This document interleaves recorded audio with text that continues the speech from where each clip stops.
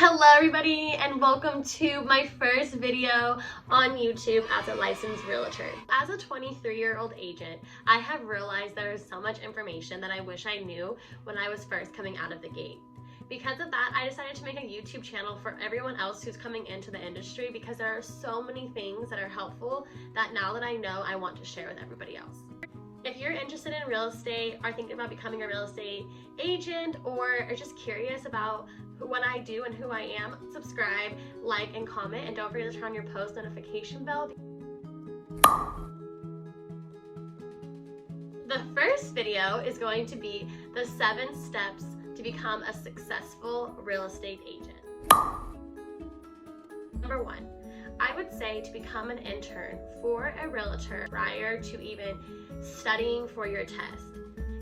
Give it a couple months and see if that is something that you could do every single day, because on TV, online, everyone makes it seem so easy, as if as soon as you pass your test, you're going to be cashing checks every single day. As much as we all wish that was true, for me, that has not been the case. There's so much more to becoming an agent. So if you become an intern for an agent, you will see all of that firsthand, and then you can decide if that is something that you can do every single day, or if you don't like that. All you're doing is saving yourself a lot of time and energy in the long run.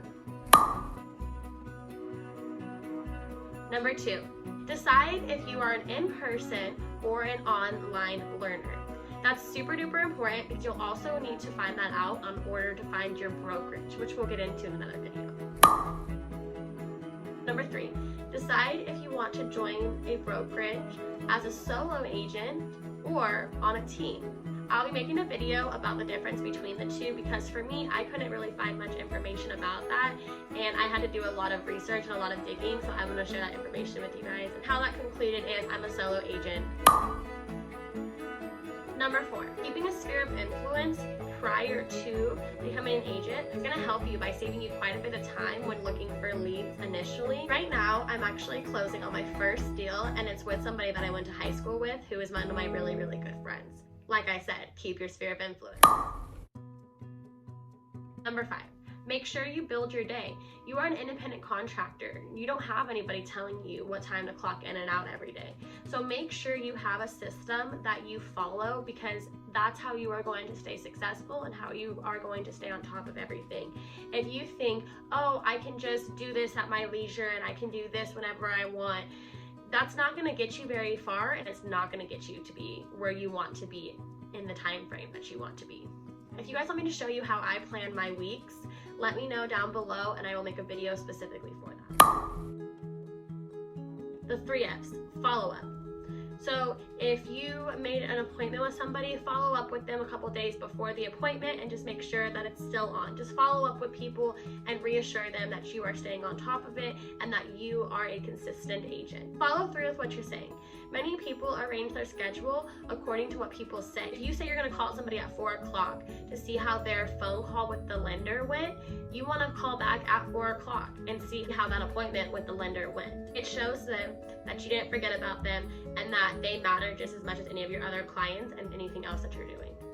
And lastly, just follow back. See if there's anything that you can do for your clients. Follow back around, see if you missed something, see if there was a lead that you had that somehow fell through, find out why that was, follow back around, and who knows, you might be able to snag that person back. Number 7, meet new people.